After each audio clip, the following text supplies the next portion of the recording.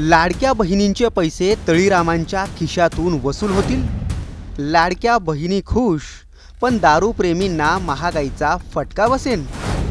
सरकार आल्यावर लाडक्या बहिणींना 2100 रुपयांचं आश्वासन देणारी महायुती हा पैसा नेमका आणणार तरी कुठून?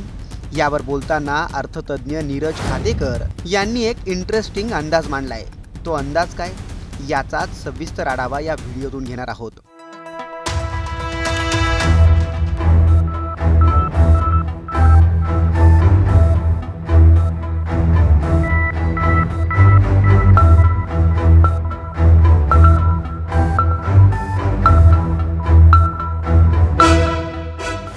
राज्यात लाडकी बहीण योजना गेम चेंजर ठरली.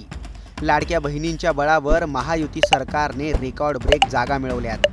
1500 रुपये महिना देणाऱ्या लाडक्या बहिणींना निवडणुकांनंतर 2100 रुपये मिळणार असल्याचं महायुतीने कबूल केलंय. पण यासाठी सरकारला आपलं उत्पन्न वाढवावं लागणार आहे.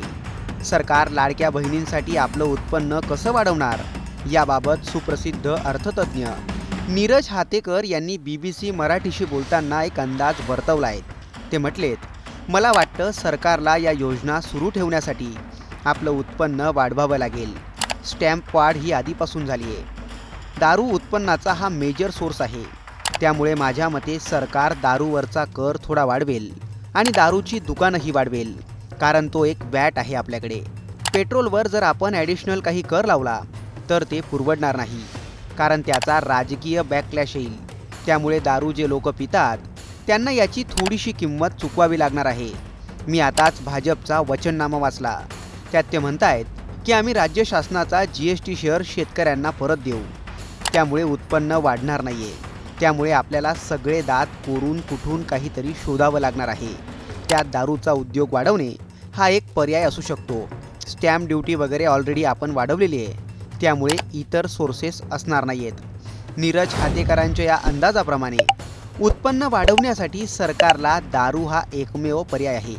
आता सरकार त्याच पर्यायाचा अवलंब करतं का, हे येणाऱ्या काळात लवकरच कळेल. तुर्तास तुम्हाला याबाबत काय वाटतं, कमेंट करून नक्की कळवा.